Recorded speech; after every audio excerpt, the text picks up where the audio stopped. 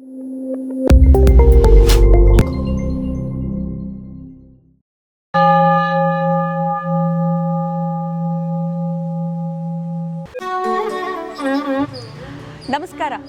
ದೇಗುಲ ದರ್ಶನ ಕಾರ್ಯಕ್ರಮಕ್ಕೆ ತಮ್ಮೆಲ್ಲರಿಗೂ ಆತ್ಮೀಯ ಸ್ವಾಗತ ಹೇಳ್ತಾ ಇರೋದು ನಾನು ಅನುಷಾ. ಫಸ್ಟ್ ಟೈಮ್ ಚಾನಲ್ ವೀಕ್ಷಿಸ್ತಾ ಇದ್ದೀರಾ ಅಂತಂದರೆ ಈಗಲೇ ನಮ್ಮ ಚಾನಲ್ನ ಸಬ್ಸ್ಕ್ರೈಬ್ ಮಾಡಿ, ನಮ್ಮ ವೀಡಿಯೋಸ್ನ ಲೈಕ್ ಮಾಡಿ.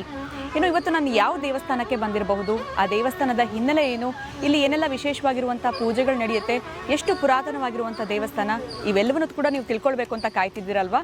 ಸೊ ಬನ್ನಿ, ತಡ ಮಾಡೋದು ಬೇಡ, ಒಳಗಡೆ ಹೋಗೋಣ.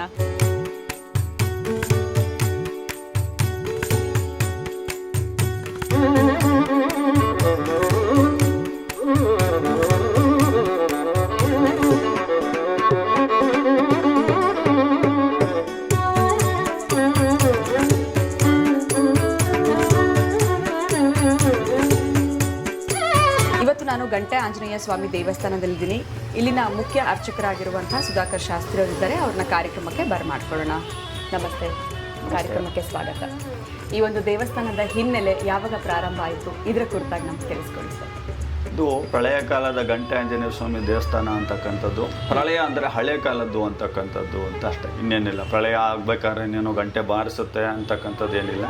ಪ್ರಳಯ ಅಂದರೆ ಹಳೆ ಕಾಲದ್ದು, ತುಂಬ ಹಳೇದಾಗಿರ್ತಕ್ಕಂಥದ್ದು. ಹಾಗಾಗಿ ಪ್ರಳಯ ಅಂತಕ್ಕಂಥದ್ದು ಹೆಸರನ್ನು ಇಲ್ಲಿ ಕೊಟ್ಟಿದ್ದಾರೆ. ಹಾಗೆ ಬಾಲದಲ್ಲಿ ಗಂಟೆ ಇರೋದ್ರಿಂದ ಗಂಟೆ ಆಂಜನೇಯ ಸ್ವಾಮಿ ಅಂತ ಅನ್ನೋದನ್ನು ಕರೀತಾರೆ ಅಂತಕ್ಕಂಥದ್ದು. ಇದಿರ್ತಕ್ಕಂಥದ್ದು ಗವಿಪುರಂ ಗುಟ್ಟಳ್ಳಿ ಛತ್ರಂ ಬ್ಲಾಕ್ ಅಂತಕ್ಕಂಥದ್ದು. ಗವಿಗಂಗಾಧರ ದೇವಸ್ಥಾನ ಹಿಂಭಾಗದಲ್ಲಿ ಇರ್ತಕ್ಕಂಥ ಒಂದು ದೇವಸ್ಥಾನ. ತುಂಬ ಹಳೇದಾಗಿರ್ತಕ್ಕಂಥ ದೇವಸ್ಥಾನ ಇದು. ಸುಮಾರು 500 ವರ್ಷದ ಹಿಂದಿನ ಒಂದು ದೇವಸ್ಥಾನ ಇದಾಗಿದೆ. ಹಾಗೆ ಇದು ವ್ಯಾಸರಾಜರಿಂದ ಉದ್ಭವ ಆಗಿರ್ತಕ್ಕಂಥ ದೇವಸ್ಥಾನ ಆಗಿರೋದ್ರಿಂದ ಉದ್ಭವ ಹನುಮಂತ ಅಂತಲೂ ಕರೀತಕ್ಕಂಥದ್ದು. ಒಂದು ಬಂಡೆಯಲ್ಲಿ ವ್ಯಾಸರಾಜರಿಗೆ ಬಹಳ ಹನುಮಂತನಲ್ಲಿ ಪ್ರೀತಿ ಜಾಸ್ತಿ. ಹಾಗಾಗಿ ಅವರು ಒಂದು ಗಂಧವನ್ನು ತೆಗೆದು ಆ ಒಂದು ಹನುಮಂತನ ಚಿತ್ರ ಬಿಡಿಸಿ ಅವರು ಧ್ಯಾನ ಮಾಡಿ ಮತ್ತೆ ಕಣ್ಣು ಬಿಡೋಷ್ಟರಲ್ಲಿ ಒಂದು ಉದ್ಭವ ಆಗಿರ್ತಕ್ಕಂಥದ್ದು ಅಂತ. ಸುಮಾರು ಹಳೆಯದಾಗಿರ್ತಕ್ಕಂಥದ್ದು. ಬಾಲದಲ್ಲಿ ಗಂಟೆ ಎರಡನ್ನು ಕಾಣಬಹುದು. ಹಾಗೆ ಪಾದದ ಕೆಳಗಡೆ ನಾವು ರಾಕ್ಷಸನ ತುಳಿತಾ ಇರತಕ್ಕಂಥ ಚಿತ್ರವನ್ನು ಸಹ ಕಾಣಬಹುದು. ಹಾಗೆ ಬಲಗೈಯಲ್ಲಿ ಅಭಯ ಹಸ್ತ ಅಂತಕ್ಕಂಥದ್ದನ್ನು ಕಾಣ್ಬೋದು. ಎಡಭಾಗದಲ್ಲಿ ನಾವು ಸೌಗಂಧಿಕ ಪುಷ್ಪ ಅಂತ ತುಂಬ ವಿರಳವಾಗಿರ್ತಕ್ಕಂಥ ಪುಷ್ಪಗಳಿವು. ಆ ಹೂಗಳನ್ನು ಸಹ ನಾವು ಕಾಣಬಹುದು. ಹಾಗೆ ಸೊಂಟದಲ್ಲಿ ಕತ್ತಿಯನ್ನು ನಾವು ಸಹ ಕಾಣಬಹುದಾಗಿದೆ. ದೇವಸ್ಥಾನ ತುಂಬ ಹಳೆಯದಾಗಿರ್ತಕ್ಕಂಥದ್ದು. ಶನಿವಾರ ಬಹಳ ವಿಶೇಷವಾಗಿರ್ತಕ್ಕಂಥ ಪಂಚಾಮೃತ ಅಭಿಷೇಕ ಹಾಗೂ ಮಂಗಳಾರತಿ ತೀರ್ಥ ಪ್ರಸಾದದ ನಿಯೋಗ ಇರುತ್ತೆ. ಸಾಕಷ್ಟು ಜನ ಬಂದು ಇಲ್ಲಿ ದೇವರಲ್ಲಿ ಭಗವಂತನನ್ನು ಬೇಡಿ ಒಳ್ಳೆಯದಾಗಿರ್ತಕ್ಕಂಥ ಒಂದು ಉದಾಹರಣೆಗಳನ್ನು ಸಹ ನಾವಿಲ್ಲಿ ಕಾಣಬಹುದಾಗಿದೆ. ಬೇರೆ ಏನಾದರೂ ಸೇವೆಗಳಲ್ಲಿ ಬೆಣ್ಣೆ ಅಲಂಕಾರ ಇರತಕ್ಕಂಥದ್ದು ಬಹಳ ವಿಶೇಷ. ಹರಿಸ್ಕೊಂಡು ಒಳ್ಳೆಯದಾಗಲಿ ಅಂತ ನಮಗೆ ಅವರು ಹರಿಸ್ಕೊಂಡು ಇಲ್ಲಿ ಅಲಂಕಾರ ಮಾಡಿಸೋದ್ರಿಂದ ಅವರಿಗೆ ಅದು ಆಗಿದೆ ಅಂತಕ್ಕಂಥದ್ದು. ಹಾಗಾಗಿ ಆಗಿರೋದ್ರಿಂದ ಅವರು ಇಲ್ಲಿ ಬೆಣ್ಣೆ ಅಲಂಕಾರವನ್ನು ಮಾಡಿಸಿರ್ತಾರೆ ಅಂತಕ್ಕಂಥದ್ದು ಅಂತ.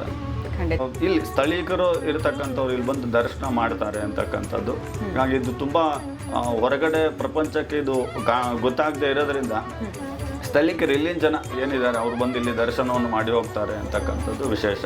ಪ್ರತಿನಿತ್ಯ ಕೂಡ ಪೂಜೆ ಪ್ರತಿನಿತ್ಯ ಪೂಜೆ ಇದ್ದೇ ಇರುತ್ತೆ.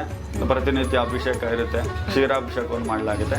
ಶನಿವಾರ ಮತ್ತು ರಾಮನವಮಿ ಹಾಗೂ ಹನುಮ ಜಯಂತಿ ಬಹಳ ವಿಶೇಷವಾಗಿರ್ತಕ್ಕಂಥ ಪೂಜೆಗಳು ಅಂತ ಹೇಳ್ತಕ್ಕಂಥ. ಧನ್ಯವಾದಗಳು. ನಮಸ್ತೆ. ನಮಸ್ತೆ ಅಮ್ಮ, ತಮ್ಮ ಹೆಸರು? ನಮಸ್ತೆ ಮೇಡಮ್, ನನ್ನ ಹೆಸರು ಯಶೋಧ ಸತ್ಯನಾರಾಯಣ ಅಂತ. ಯಾವ ಏರಿಯಿಂದ ಬರ್ತಾ ಇದ್ದೀರಾ? ನಾವು ಇಲ್ಲಿ ಹನುಮನಗರದಿಂದ ಬರ್ತಾ ಇದ್ದೀವಿ ಮೇಡಮ್. ಇದು ಗಂಟೆ ಆಂಜನೇಯ ದೇವರು ಇದೆ. ಅದ್ರ ಹಿಂಭಾಗದಲ್ಲಿ ಎಕ್ಕದ ಗಿಡ ಇದೆ.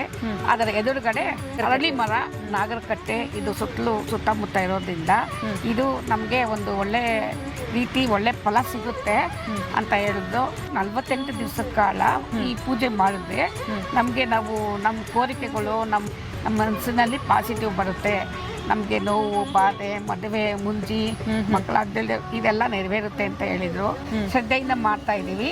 ಇವತ್ತಿಗೆ ನಮಗೆ 5ನೇ ದಿವಸದ್ದು ಎಕ್ಕದ ಸುತ್ತಾಗ್ತಾ ಇರೋದು. 48 ದಿವಸ 48 ಸುತ್ತು ಬ್ರಾಹ್ಮಿ ಮುಹೂರ್ತದಲ್ಲಿ ಎದ್ದು ಪೂಜೆ ಮಾಡೋದ್ರಿಂದ ನಮಗೆ ಅದು ಒಳ್ಳೆ ರೀತಿ ಫಲ ಸಿಗುತ್ತೆ ಅಂತ ಹೇಳ್ತಾರೆ.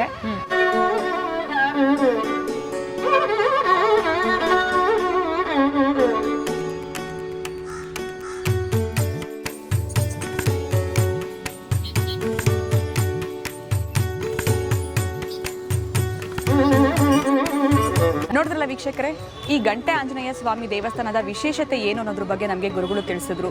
ಬಹಳನೇ ಪುರಾತನವಾಗಿರುವಂಥ ದೇವಸ್ಥಾನ. ಇಲ್ಲಿ ವಿಶೇಷವಾಗಿ ನಡೆಯುವಂಥ ಪೂಜೆಗಳ ಬಗ್ಗೆ ಕೂಡ ನಾವು ತಿಳ್ಕೊಂಡ್ವಿ. ನಿಮ್ಮ ಯಾವುದೇ ರೀತಿಯಾಗಿರುವಂಥ ಆಸೆ ಕನಸುಗಳಿತ್ತು ಅವೆಲ್ಲೂ ಕೂಡ ನನಸಾಗಬೇಕು ಅಂತಂದರೆ ಬೆಂಗಳೂರಿನ ಗವಿಪುರಂನಲ್ಲಿರುವಂಥ ಶ್ರೀ ಗಂಟೆ ಆಂಜನೇಯ ಸ್ವಾಮಿ ದೇವಸ್ಥಾನಕ್ಕೆ ನೀವು ನೇರವಾಗಿ ಭೇಟಿ ನೀಡಿ ಅಂತ ಹೇಳ್ತಾ ಕಾರ್ಯಕ್ರಮವನ್ನು ಮುಗಿಸುವಂತಹ ಸಮಯ ಆಗಿದೆ. ನಮಸ್ಕಾರ.